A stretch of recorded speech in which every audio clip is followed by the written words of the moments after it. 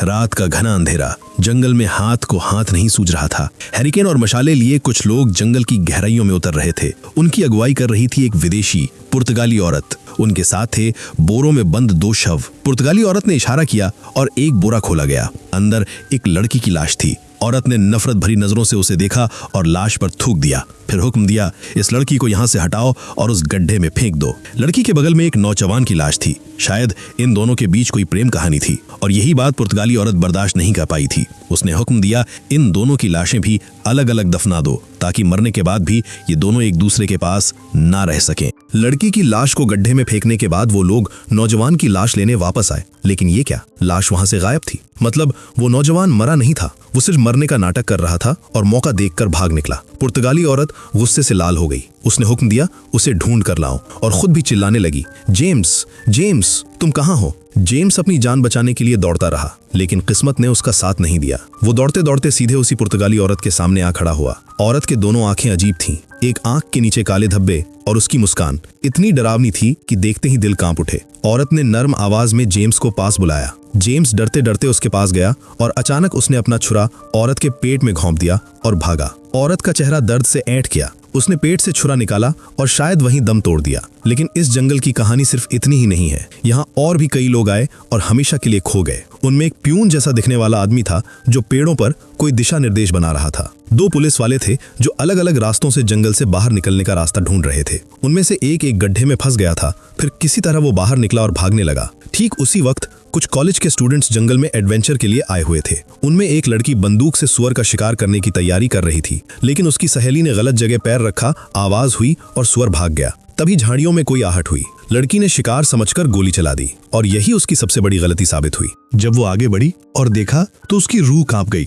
गोली उस पुलिस वाले को लगी थी जो अभी अभी गड्ढे से निकला था और वो वहीं ढेर हो गया। बस उसी पल से जंगल का माहौल पूरी तरह बदल गया। आसमान पर अचानक काला अंधेरा छा गया। चारों तरफ अजीब अजीब आवाजें गूंजने लगी और सबसे डरावनी बात, उसी पुर्तगाली औरत की आवाज हवा में तैरती सुनाई दी, जेम्स, तुम कहाँ हो? इतनी सारी आवाजें एक साथ गूंज रही कि सबके कान फटने लगे। सबने अपने कान दबा लिए। आवाज बर्दाश्त के बाहर हो रही थी। लेकिन ऐसा क्यों हो रहा था? इसके पीछे कौन सा रहस्य छिपा था? इस रहस्य का पर्दा यूं ही नहीं उठेगा। किसी को तो जाना होगा, गहराई में उतरना होगा। और इसीलिए अब हम अपना ध्यान केंद्रित करते हैं एक पुलिस कांस्टेबल पर जिसका नाम है आनंद। आनंद के साथ साथ हम भी इस जंगल में उतरेंगे और इस रहस्य की तह तक पहुंचेंगे। उन दिनों आनंद की पोस्टिंग एक दूसरी जगह पर थी। उसकी पत्नी नीतू प्रेग्नेंट थी। उसी दिन वो नीतू को रूटीन चेकअप के लिए अस्पताल लाया था। बेंच पर बैठे बैठे आनंद की आंख लग गई। जब अचानक नींद टूटी तो वो हड़बड़ा कर उठ बैठा। कुछ पल के लिए तो उसे समझ ही नहीं आया कि वो असल में है कहाँ। एक स्टाफ की आवाज ने उसे होश में लाया। आनंद डॉक्टर के कैबिन में पहुंचा। डॉक्टर ने बताया, नीतू की डिलीवरी में अभी 1 महीना बाकी है। तब तक आनंद को नीतू का अच्छे से ख्याल रखना है। लेकिन समस्या ये थी कि आनंद के पास नीतू की देखभाल करने का वक्त ही नहीं था। आज ही रात उसे वेल्लुर्गा काड़ू के लिए निकलना था। उसका ट्रांसफर वहीं हुआ था। आनंद ने नीतू से वादा किया, डिलीवरी से पहले वो मेडिकल लीव लेकर जरूर वापस आ जाएगा। और फिर आनंद रवाना हो गया। वेल्लूर काड़ू थाने तक पहुंचने के लिए जंगल के अंदर से एक रास्ता गुजरता था। बस ने आनंद को उसी जंगल के मुहाने पर उतार दिया। बस से उतरते ही आनंद के पास उसके अंकल का फोन आया। खबर सुनकर आनंद के पैरों तले जमीन खिसक गई। नीतू की तबीयत बिगड़ गई थी। डॉक्टर ने कहा था आज ही डिलीवरी करवानी पड़ेगी। आनंद घबरा गया। उसने जल्दी से वेल्लूर काड़ू जाने वाली एक जीप पकड़ ली, लेकिन उसकी बेचैनी कम नहीं हो रही थी। फोन पर भी वो नीतू से बात नहीं कर पा रहा था। उसकी हालत देखकर एक यात्री ने अपना फोन बढ़ाया और बोला, भाई साहब, यहाँ BSNL के अलावा और किसी का नेटवर्क नहीं चलता, मेरा फोन ले लो। आनंद ने उस आदमी का फोन लेकर नीतू को कनेक्ट किया और जो खबर मिली उसने आनंद की सारी थकान मिटा दी। उसकी एक प्यारी सी बेटी हुई थी। आनंद की आंखों में खुशी के आंसू छलक आए। उसी पल जंगल के अंदर से एक खूबसूरत हिरन ने झांक कर देखा। आनंद के दिल को जैसे और सुकून मिल गया। लेकिन ये सुकून ज्यादा देर तक नहीं टिका। अगले ही पल एक हादसा हो गया। जंगल के अंदर से एक आदमी दौड़ता हुआ आया और सीधा गाड़ी के सामने आ गिरा। गाड़ी से टकराकर वो बुरी तरह घायल हो गया। उसके बूट देखकर आनंद को समझते देर नहीं लगी ये कोई पुलिस वाला है। उसकी जेब से एक वॉकी टॉकी भी मिली जिस पर कट कट कर सिग्नल आ रहा था। ड्राइवर और एक यात्री ने आनंद को रोका। भाई, पुलिस आने तक इसे हाथ मत लगाओ। लेकिन आनंद ने झड़क कर कहा, मैं खुद पुलिस वाला हूँ, और उस घायल आदमी को लेकर अस्पताल भागा। अस्पताल में उस आदमी का इलाज शुरू हो गया और आनंद बाहर बेंच पर बैठ गया। नीतू ने उसे बेटी की तस्वीरें भेजी थीं। आनंद उन्हीं तस्वीरों को निहार रहा था। उसी वक्त वहां के सब इंस्पेक्टर अशोकन पहुंच गए। आनंद ने उन्हें सलाम किया और उस घायल आदमी का बटुआ सौंप दिया। अशोकन ने बटुआ खोला। अंदर एक सर्विस आईडी कार्ड था। नाम लिखा था पीटर जॉन और वो था पेरूमलाई थाने का स्टाफ। अशोकन ने आईडी की तस्वीर खींचने का हुक्म दिया और पेरूमलाई थाने में खबर पहुंचाने को कहा। आनंद नया नया आया था, इसलिए अशोकन ने सोचा चलो उसके बारे में थोड़ी जान पहचान कर लें। दोनों कैंटीन में चाय पीने पहुंच गए। बातचीत के दौरान अशोकन ने पूछा, घर में कौन कौन है तुम्हारे? आनंद ने जवाब दिया, बस मेरी पत्नी है और कुछ घंटे पहले जो बेटी पैदा हुई। मेरे पिता का तो जन्म से पहले ही देहांत हो गया था, वो भी पुलिस वाले थे। माँ भी पिता के गम में चल बसी। उसके बाद चाचा चाची ने मुझे पाला। अशोकन ने सिर हिलाया और पूछा, ये बताओ तुम्हारा ट्रांसफर यहाँ क्यों किया गया?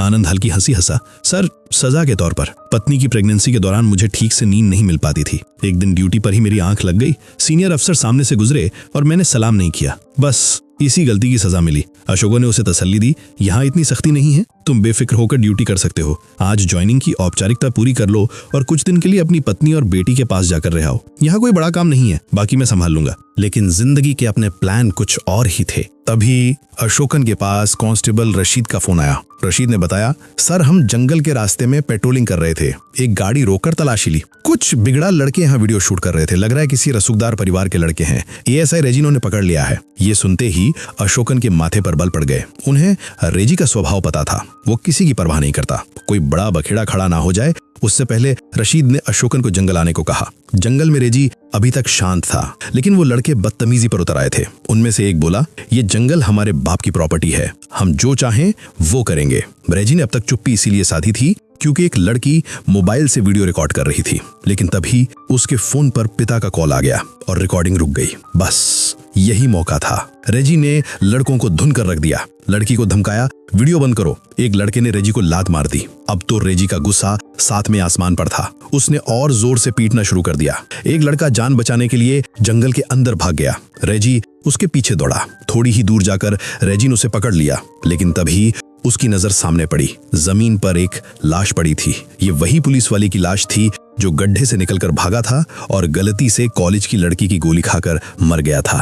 तब तक उसका चेहरा सड़ चुका था। जानवरों ने उसे नोच डाला था। उसके ऊपर कीचड़ की मोटी परत जम गई थी, जिसकी वजह से पहचान करना नामुमकिन हो गया था। थोड़ी देर बाद अशोकन, आनंद और बाकी स्टाफ भी जंगल में पहुंच गए। रेजी ने अंदाजा लगाया, ये लाश शायद पेरूमलाई थाने के किसी स्टाफ की है। हमारे थाने का तो कोई स्टाफ मिसिंग नहीं है। उन्होंने पेरूमलाई थाने से संपर्क करने की कोशिश की, लेकिन कनेक्ट ही नहीं हो पाया। अगर ये लाश पेरूमलाई थाने की है तो जरूर पीटर का कोई साथी होगा। लेकिन कहानी यहीं खत्म नहीं होती। उनका एक और साथी स्टीफन अब तक जंगल के अंदर ही था। उसके घुटने में गोली लगी थी और वो बुरी तरह जख्मी था। वो अपने पैरों पर खड़ा भी नहीं होता रहा था। बार बार वो अपने साथियों पीटर और मुथुवेल को आवाजें दे रहा था, लेकिन कोई जवाब नहीं आ रहा था। स्टीफन के पास अपनी वॉकी टॉकी थी और पीटर की वॉकी टॉकी आनंद के पास थी, वही जो हादसे के वक्त उसे मिली थी। अचानक स्टीफन की वॉकी टॉकी आनंद की वॉकी टॉकी से कनेक्ट हो गई। अशोकन ने रिसीव किया। दूसरी तरफ से स्टीफन ने अपनी हालत बताई। अशोकन ने जवाब दिया, देखो भाई, हम केरल पुलिस के लोग हैं। तुम जहां हो वो इलाका हमारे अधिकार क्षेत्र में नहीं आता। तुम पेरूमलाई थाने से संपर्क करो। लेकिन स्टीफन की आवाज कांप रही थी। सर, मैं किसी से भी संपर्क नहीं कर पा रहा। मेरी हालत बहुत खराब है। अगर मदद नहीं मिली तो मैं यहीं मर जाऊंगा। स्टीफन की दर्द भरी आवाज सुनकर अशोकन ने जीप रुकवा दी। पेरूमलाई थाने को कॉल लगाने की कोशिश की, लेकिन सिग्नल नहीं आ रहा था। वॉकी टॉकी जीप के ऊपर रखी थी। तभी आनंद ने स्टीफन की एक बात सुन ली। स्टीफन रो रहा था, मेरी पत्नी प्रेग्नेंट है, जल्दी ही हमारा बच्चा होने वाला है। अगर मुझे बचा नहीं लिया तो मैं अपने बच्चे का चेहरा भी नहीं देख पाऊंगा। ये शब्द सुनकर आनंद का दिल भर आया। आखिर वो भी तो यही दर्द जानता था। कुछ ही घंटे पहले वो भी इसी एहसास से गुजरा था। आनंद ने अशोकन को समझाया, सर, इंसानियत के नाते भी हमें स्टीफन को बचाना चाहिए, वरना खून बहते बहते वो मर जाएगा। लेकिन रेजी ने विरोध किया। ये जंगल बहुत खतरनाक है। पूरा जंगल रहस्य से घिरा हुआ है। हम किसी अनजान आदमी के लिए अपनी जान दांव पर नहीं लगा सकते। आनंद ने एक चालाक चाल चली। रेजी के अहंकार पर चोट की। सर, क्या आप गिर गए हैं? बस ये बात रेजी को चुभ गई। उसका खून खौल उठा। तुरंत बोला, चलो अंदर जाते हैं। और इस तरह अशोकन, रेजी और आनंद तीनों जंगल के अंदर दाखिल हो गए।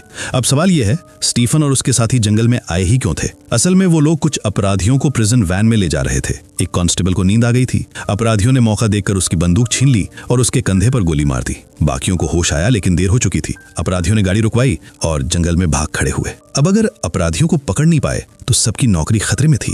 इसलिए 5 पुलिस स्टाफ जंगल में उतरे, लेकिन अपराधी पहले से पोजीशन लेकर छिपे बैठे थे। उन्होंने कांस्टेबल को मारकर पेड़ से लटका दिया। कांस्टेबल मुथुवेल यहीं का स्थानीय आदमी था, बचपन से जंगल के किस्से सुनता आया था। उसने स्टीफन को बताया, सर, सालों पहले इस जंगल में एक मंदिर हुआ करता था। यहाँ के लोग कौवे को पवित्र मानते थे। उन्होंने कौवे की मूर्ति बनाई और कौवा देवता की पूजा शुरू कर दी। लेकिन फिर एक दिन भक्ति की हद पार हो गई, यहाँ नरबलि शुरू हो गई और बस तभी से ये जंगल शापित हो गया। नियम बना, इस जंगल की मिट्टी पर एक बूंद खून भी नहीं गिरना चाहिए और ना ही जोर से कोई आवाज निकलनी चाहिए। बातें करते करते वो दोनों एक विशाल कौवे की मूर्ति के सामने आ खड़े हुए। मूर्ति देखकर एक बात तो साफ हो गई, इस जंगल में सच में कोई पुराना मंदिर था। स्टीफन ने मुथुवेल को एक तरफ अपराधियों को ढूंढने भेजा और खुद दूसरी तरफ चला गया। थोड़ी ही देर बाद मुथुवेल की चीख सुनाई दी। स्टीफन दौड़ा और देखा 2 अपराधी मुथुवेल को मारने की कोशिश कर रहे थे। आत्मरक्षा में स्टीफन ने एक अपराधी को गोली मार दी। बस उसके शरीर से कुछ बूंदें खून जमीन पर गिरीं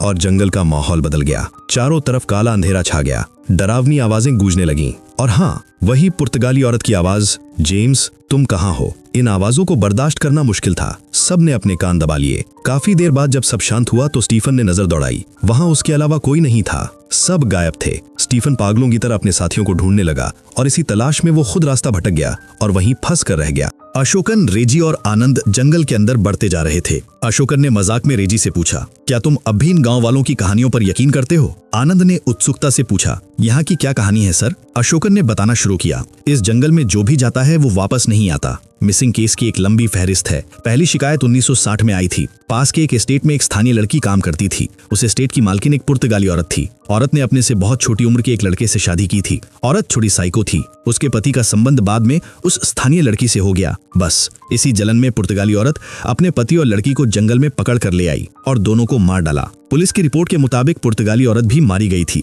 लोगों का कहना है इन तीनों की आत्माएं आज भी इसी जंगल में भटकती हैं। अशोकन ने आगे बताया, जब मैंने यहाँ कार्यभार संभाला था तब एक लाश मिली थी। हाल ही में जो लाश मिली है उसके आसपास से ही वो लाश भी मिली थी, लेकिन उस लाश का सिर गायब था, इसलिए पहचान नहीं हो पाई। इस लाश को लेकर भी लोगों में तरह तरह की बातें फैली। कहा गया ये 80 साल पहले मरने वाले उसी जेम्स की लाश है। पुलिस ने बहुत ढूंढा लेकिन सिर नहीं मिला। हाँ, बहुत बाद में एक खोपड़ी जरूर मिली थी। हो सकता है वो खोपड़ी उसी लाश की हो। तभी अशोकन की वॉकी टॉकी फिर से बजी। स्टीफन कनेक्ट हो गया। उसने बताया, मैं एक बड़े पेड़ के नीचे बैठा हूँ। पेड़ मनी प्लांट जैसा दिखता है। तीनों ऐसा पेड़ ढूंढने लगे। ढूंढते ढूंढते वो उसी कौवे की मूर्ति के सामने पहुंच गए। तभी फिर से स्टीफन से कनेक्शन जुड़ा। स्टीफन ठीक से बता नहीं पा रहा था वो मंदिर की किस तरफ है, बस इतना कह रहा था, मैं यहीं आसपास हूँ। तीनों ने पहले दाहिनी तरफ ढूंढने का फैसला किया। तभी अशोकन के मोबाइल पर अचानक नेटवर्क आ गया और पेरुमलाई थाने के एक एएसआई का कॉल बैक आया। अशोकन ने पहले ही उसे कॉल किया था लेकिन तब रिसीव नहीं हुआ था। अशोकन ने सारी बात बताई। जंगल में पेरुमलाई थाने का एक अफसर फंसा हुआ है, हम उसे बचाने आए हैं। एएसआई ने पोजीशन पूछी। अशोकन ने मूर्ति की बात बताई, हम यही हैं। ये सुनते ही दूसरी तरफ से एक चौंकाने वाली आवाज आई, क्या आपका दिमाग खराब हो गया है? वहां क्यों गए आप लोग? अशोकन ने जवाब दिया, स्टीफन नाम के एक आदमी ने कनेक्ट होकर बताया वो आपके थाने का स्टाफ है। एएसआई की आवाज में चिढ़ थी, हमारे थाने में स्टीफन नाम का कोई स्टाफ नहीं है, आप जल्दी से जंगल से बाहर निकलिए। अब तीनों के माथे पर पसीना आ गया। आखिर किसकी बात पर भरोसा करके वो यहाँ तक चले आए थे? तभी फिर स्टीफन से कनेक्शन जुड़ा। उसने गिड़गिड़ाते हुए कहा, प्लीज मुझे जल्दी बचा लो। आनंद ने अशोकन से एक बार फिर रिक्वेस्ट की, सर एक बार और पेरुमलाई थाने के एएसआई से बात कीजिए। अशोकन ने फिर कॉल लगाया और पूरी बात विस्तार से बताई। आज सुबह पीटर नाम के एक आदमी का एक्सीडेंट हुआ था। उसके सर्विस आईडी पर पेरुमलाई थाना लिखा है। एक लाश भी मिली है, शायद वो भी आपके थाने की है। और जंगल के अंदर से स्टीफन नाम का कोई आदमी भी मदद मांग रहा है। वो भी कह रहा है वो पेरुमलाई थाने का है। आप एक बार ठीक से जांच कर लीजिए। एएसआई ने कहा, आज हमारी मीटिंग थी, थाने का हर स्टाफ मीटिंग में मौजूद था। मैं पूरे यकीन के साथ कह सकता हूँ ये लोग हमारे नहीं हैं। अब आनंद ने हस्तक्षेप किया, सर स्टीफन जिस आत्मविश्वास से अपनी पहचान बता रहा है, मुझे नहीं लगता वो झूठ बोल रहा है।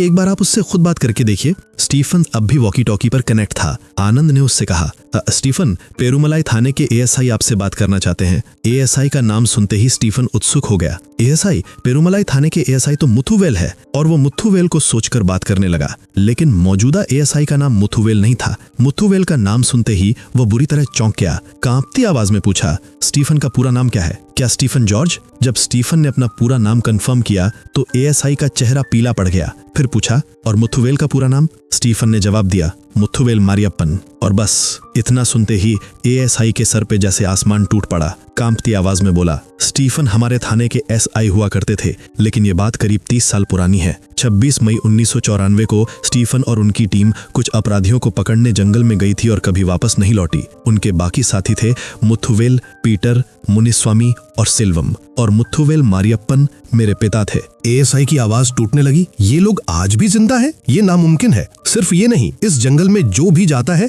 वो वापस नहीं आता। आप लोग जल्दी से जंगल से बाहर निकलिए। रेजी पहले से ही चेतावनी दे रहा था। अब उसने आनंद पर बरस पड़ा, लेकिन अशोकन ने उसे रोक दिया। हम एक इंसान की पुकार सुनकर यहाँ आए हैं, उसे बचाए बिना हम यहाँ से नहीं जाएंगे। ये सुनकर रेजी गुस्से में वहाँ से चला गया। तभी फिर स्टीफन से कनेक्शन जुड़ा। उसने पेड़ का विवरण दोहराया। आनंद ने नजर दौड़ाई। ठीक उनके सामने वैसा ही पेड़ खड़ा था। तीनों दहशत के साथ पेड़ की तरफ बढ़े। तभी आनंद के हाथ की वॉकी टॉकी यानी पीटर वाली वॉकी टॉकी पर स्टीफन ने कहा, जंगल में एक पुलिस एएसआई की लाश पड़ी है। मैं उससे टकराकर गिर गया। वर्दी देखकर लग रहा है ये केरल पुलिस की वर्दी है। नेम टैग पर लिखा है MG अशोकन। आनंद के होश उड़ गए। उसने बगल में खड़े अपने सीनियर अफसर की तरफ देखा। उनकी वर्दी के नेम टैग पर भी हूबहू वही लिखा था, MG अशोकन। अगर अशोकन मर चुके हैं तो फिर ये उनके पास खड़े कौन हैं? आनंद की हैरानी अभी खत्म नहीं हुई थी। स्टीफन ने जो लोकेशन बताई थी वहां पहुंचकर आनंद ने देखा वहां एक कंकाल पड़ा था, लेकिन स्टीफन तब भी वॉकी टॉकी पर कनेक्टेड था। आनंद ने पूछा, आप कितनी देर से इस जंगल में हैं? स्टीफन ने जवाब दिया, बस 2-3 घंटे से। आनंद ने धड़कते दिल से अगला सवाल पूछा, और आज की तारीख क्या है? स्टीफन का जवाब था 26 मई 1994। यानी स्टीफन 30 साल पुरानी तारीख बता रहा था। आनंद का दिमाग बिल्कुल चकरा गया, लेकिन रहस्य यहीं खत्म नहीं होता। उधर अस्पताल में एक्सीडेंट में घायल पीटर की मौत हो गई। उसे देखने उसका परिवार आया और यहाँ भी एक अजीब हादसा हुआ। अस्पताल में कांस्टेबल जोशी ड्यूटी पर था। उसने अशोकन को फोन करके बताया, सर पीटर का परिवार आया है। एक 50 साल की औरत कह रही है वो पीटर की पत्नी है, लेकिन पीटर तो देखने में मुश्किल से 30 साल का जवान लगता है। मुझे लगा औरत फ्रॉड है, लेकिन उसके बेटे ने पीटर का आईडी कार्ड दिखाया और मेरे पैरों तले जमीन खिसक गई। आईडी कार्ड के हिसाब से पीटर की उम्र कम से कम 65 साल होनी चाहिए और कार्ड की तस्वीर हूबहू पीटर के चेहरे से मिलती है। परिवार वालों का कहना है पीटर 30 साल पहले इसी जंगल में खो गया था। जोशी पूरी तरह घबरा गया था। समझ नहीं आ रहा था इस अजीब हालात को कैसे संभाले। रहस्य का जाल और गहरा हो गया जब फॉरेंसिक अधिकारी जंगल से मिली लाश की जांच करने पहुंचे। लाश का चेहरा तो सड़ चुका था, लेकिन शरीर साफ करने पर और जेब से मिले आईडी कार्ड से पता चला ये पेरूमलाई थाने का स्टाफ नहीं है, ये केरल पुलिस का अफसर है। और सबसे चौंकाने वाली बात, सारे विवरण के मुताबिक ये लाश रेजी की है। मतलब रेजी ने खुद अपनी ही लाश को ढूंढ निकाला था। जब कांस्टेबल ने घबराते हुए अशोकन को फोन किया तो अशोकन भड़क गए, क्योंकि रेजी तो अब तक उन्हीं के साथ था। इधर वर्तमान का रेजी जंगल से बाहर निकलने का रास्ता ढूंढ रहा था। तभी वो एक गड्ढे में जा गिरा। उसकी चीखें सुनकर अशोकन और आनंद दौड़े। दोनों ने हाथ बढ़ाकर रेजी को निकालने की कोशिश की, लेकिन इसी कश्मकश में अशोकन के हाथ पर हल्की सी कट लगी और कुछ बूंदे खून जमीन पर गिरी। अब इस जंगल में खून गिरने का अंजाम क्या होता है आप जानते ही हैं। माहौल फिर बदल गया। वही डरावनी आवाजें गूंज उठी। तीनों ने कान दबा लिए। अशोकन से बर्दाश्त नहीं हुआ। उन्होंने बंदूक निकाली और हवा में फायर कर दिया, और बस अचानक सब कुछ थम गया। आनंद ने आंखें खोली तो खुद को अकेला पाया। आसपास कोई नहीं था। फिर एक आवाज कानों में पड़ी, जेम्स तुम कहाँ हो? जेम्स को पुकारती हुई वही पुर्तगाली औरत वहां आ गई। आनंद को देखकर पूछा, तुम कौन हो? और बंदूक तान दी। तभी एक धड़ ने, जिसके सर नहीं था, आनंद के कंधे पर हाथ रख दिया। आनंद की चीख निकल गई और बस फिर से वो किसी और टाइमलाइन में पहुंच गया। इस बार उसने एक छोटी बच्ची को पेड़ के नीचे बैठकर रोते देखा। बच्ची ने बताया, मैंने अपना छोटा भाई खो दिया है। आनंद ने उसे तसल्ली दी, घबराओ मत, मैं तुम्हारे भाई को ढूंढ कर लाता हूँ। आनंद थोड़ा आगे बढ़ा और एक लाश पर उसकी नजर पड़ी। वो ठिठक कर रुक गया। दिल धक से रह गया। ये लाश एसआई अशोकन की थी। आनंद की मौजूदा टाइमलाइन 26 मई 1994 की थी, क्योंकि ठीक उसी वक्त स्टीफन अपनी टीम के साथ अपराधियों को पकड़ने जंगल में आया था। थोड़ी देर बाद आनंद ने पीटर को देखा। 3 अपराधी पीटर को अकेला पाकर उस पर हमला कर रहे थे। आनंद वहां से भागा और सीधा स्टीफन के सामने जा खड़ा हुआ। स्टीफन ने उस पर बंदूक तान दी। आनंद ने जल्दी से अपनी पहचान बताई, मैं वेल्लुर काडू थाने का कांस्टेबल हूँ। स्टीफन ने भी अपनी पहचान बताई, मैं स्टीफन पेरूमलाई थाने का एसआई। नाम सुनते ही आनंद समझ गया ये वही आदमी है जिससे वॉकी टॉकी पर बात हो रही थी। उसने स्टीफन से तारीख पूछी और जवाब सुनकर वो हैरान रह गया। अब उसे पूरी बात समझ आ गई थी। इस जंगल में वक्त का कोई हिसाब नहीं है। यहाँ वो टाइम ट्रैप में फंस चुका है। एक टाइमलाइन से दूसरी में, फिर तीसरी में घूमता ही जा रहा है। तभी मुथुवेल की चीख सुनाई दी। स्टीफन दौड़ा और देखा 2 अपराधी मुथुवेल को मारने वाले हैं। ठीक पहले की तरह वही दृश्य फिर दोहराया गया। इस बार आनंद भी मौजूद था। स्टीफन ने एक अपराधी को गोली मार दी। खून जमीन पर गिरते ही टाइम लूप फिर शुरू हो गया। सब अलग अलग टाइमलाइन में पहुंच गए। आनंद इस बार एक प्यून जैसे कपड़े पहने आदमी को देख रहा था। वो आदमी पेड़ पर कुछ चक्र जैसी आकृतियां बना रहा था। आनंद के कदमों की आहट सुनकर उसने पूछा, तुम कौन हो? आनंद कुछ जवाब दे पाता उससे पहले गोली चलने की आवाज आई। मतलब कहीं और भी खून बहा और बस टाइमलाइन फिर बदल गई। आनंद इस बार 1960 में पहुंच गया, उसी रात जब पुर्तगाली औरत ने जेम्स और उसकी प्रेमिका को मारा था। आनंद ने जेम्स को भी देखा, अपनी आंखों से जेम्स को औरत के पेट में छुरा घोंपते हुए देखा। लेकिन जेम्स की किस्मत खराब थी। भागने की कोशिश में पुर्तगाली औरत के आदमी ने एक झटके में उसका सर धड़ से अलग कर दिया। खून बहा और टाइमलाइन फिर बदली। आनंद वापस उसी टाइमलाइन में आ गया जहां वो प्यून आदमी था। चूंकि आदमी उसे पहले देख चुका था, इसलिए इस बार वो हैरान नहीं हुआ। उसने नर्म आवाज में पूछा, लगता है आप बहुत डर गए हैं। डरिए मत, यहाँ कोई भूत प्रेत नहीं है। आदमी ने बताना शुरू किया, आप जंगल में आते वक्त एक बड़ी सी कौवे की मूर्ति देखी थी ना? पूरा रहस्य उसी से जुड़ा है। जब पुर्तगाली पहली बार इस उपमहाद्वीप में आए थे, उस वक्त एक आदिवासी समुदाय इस मूर्ति की पूजा करता था। उनके लिए कौवा भगवान का प्रतीक था। वो लोग मूर्ति के चारों तरफ चक्कर लगाकर अपने आने वाली पीढ़ियों के लिए प्रार्थना करते थे। उनका मानना था, अगर गर्भवती औरतें पूजा करके कौवों को खाना खिलाएं तो उनकी संतान भगवान की कृपा से धन्य होगी। लेकिन फिर पुर्तगाली साम्राज्य फैलने लगा और इस इलाके का शासन लॉर्ड गैब्रियल एंटोनियो को मिल गया। एंटोनियो हर धर्म को मिटा देना चाहता था। उसकी एक ही नीति थी, सिर्फ राजा का गुणगान, सिर्फ राजा की पूजा। उसने सारे प्रार्थना स्थलों को तबाह कर दिया और मूर्तियों की तस्करी शुरू कर दी। इसी क्रम में उसे जंगल के कौवा मंदिर के बारे में पता चला। एंटोनियो अपनी सेना लेकर आया और मूर्ति को तोड़ने का हुक्म दिया। लेकिन लाख कोशिशों के बाद भी मूर्ति 1 इंच भी नहीं हिली। गुस्से में पागल होकर एंटोनियो ने पूरे समुदाय को मार डाला और इतना ही नहीं, जंगल के सारे कौवे भी जिंदा जला दिए। और बस यहीं से शुरू हुई शापित समय की कहानी। कौवा देवता के पास वक्त को काबू करने की शक्ति थी। उसने जंगल को एक भूल भुलैया में बदल दिया। नतीजा, एंटोनियो की सेना को महल से जंगल आने में सिर्फ 1 घंटा लगा था। लेकिन वो सदियों से इस जंगल में भटक रही है, बाहर निकलने का रास्ता ढूंढ रही है। जो कौवा देवता पहले शांत स्वभाव का था, वो उस दिन अपने भक्तों का खून मिट्टी में बहता देखकर रौद्र रूप ले बैठा। तब से ये नियम बना, जब भी इस जंगल में खून बहता है और कोई आवाज एक तय सीमा से ज्यादा होती है, टाइम लूप शुरू हो जाता है और वक्त खुद को दोहराने लगता है। आपने अब तक जो लोग देखे हैं वो सब अलग अलग टाइमलाइन से आए हुए हैं। उनमें से कोई नहीं मरा,